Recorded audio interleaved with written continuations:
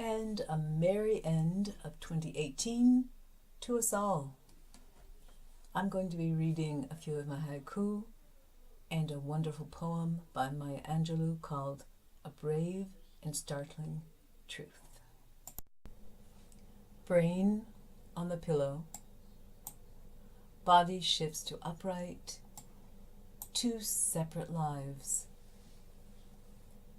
Curtain opens, blast of rain takes center stage, roof percussion. Thunder and lightning, rhapsody of sound effects, candles stand alert. Rabbit from hat, people from elevator, thoughts from blank mind. Chinese words enter consciousness, travel through dreams. Metaphor reruns, staircases and bus routes on the backs of seals. Ceasefire, along with quiet, doubts tiptoe through moments. Long night of booms, been here, done this, peace seeds dormant.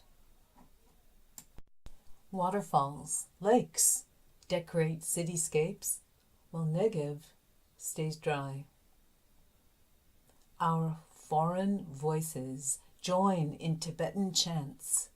Resonance lingers.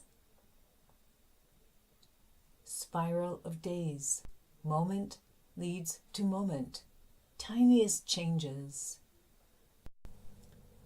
Amidst the chatter, silence is my refuge, ready when I am. So this year I've started to study Qi Gong in order to become an instructor. I've been doing it since more or less 1973, but this is a more serious endeavor. And this is a map of some of the very important Qi locations. The one on the top at the Bai Kui, which is the meeting of all the meridians. The one in the lower back is called Ming Men. Those 2 points are the ones I'm especially worried about these days, and working with them to open up my brain to the idea that I have control over the flow of energy. And with that, I was looking for a poem to read, and I discovered Maya Angelou's poem, A Brave and Startling Truth. So I'm going to read it. I also posted it on the Electra Lounge. So here we go. A Brave and Startling Truth by Maya Angelou. We, this people, on a small and lonely planet, traveling through casual space, past aloof stars, across the way of indifferent suns, to a destination where all signs tell us it is possible and imperative that we learn a brave and startling truth.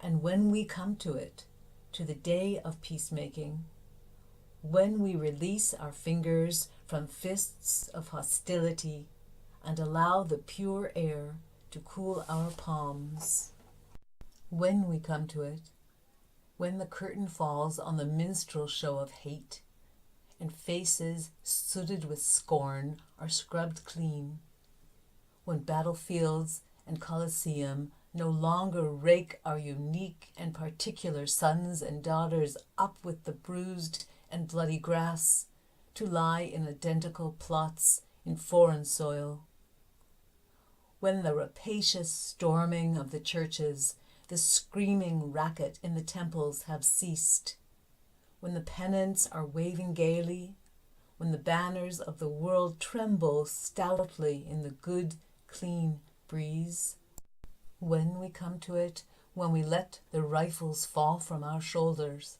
and children dress their dolls in flags of truce, when landmines of death have been removed, and the aged can walk into evenings of peace, when religious ritual is not perfumed by the incense of burning flesh, and childhood dreams are not kicked awake by nightmares of abuse.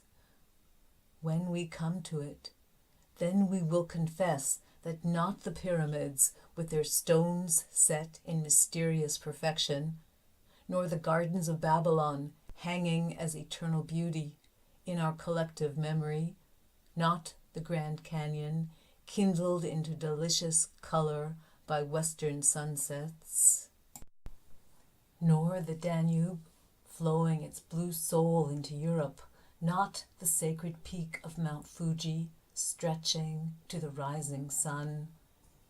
Neither Father Amazon nor Mother Mississippi, who without favor nurture all creatures in the depths and on the shores. These are not the only wonders of the world.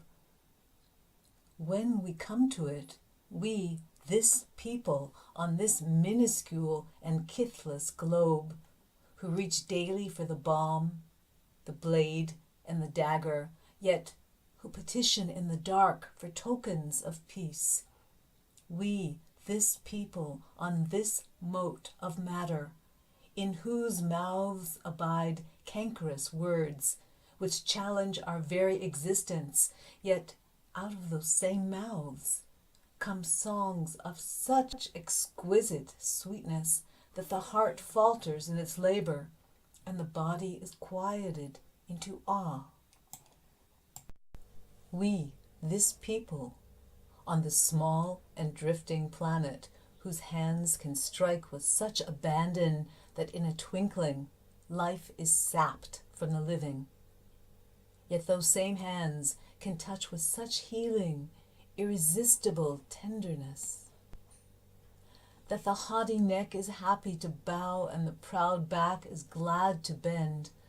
Out of such chaos, of such contradiction, we learn that we are neither devils nor divines. When we come to it, we, this people, on this wayward, floating body, created on this earth, of this earth, have the power to fashion for this earth a climate where every man and every woman can live freely without sanctimonious piety, without crippling fear. When we come to it, we must confess that we are the possible, we are the miraculous, the true wonder of this world. That is when, and only when, we come to it. And I want to say that this year I'm teaching a group of 9th grade boys the skills of mindfulness and meditation, empathy, compassion. And yesterday we were able to sit and meditate for 5 minutes without anyone punching anyone, giggling.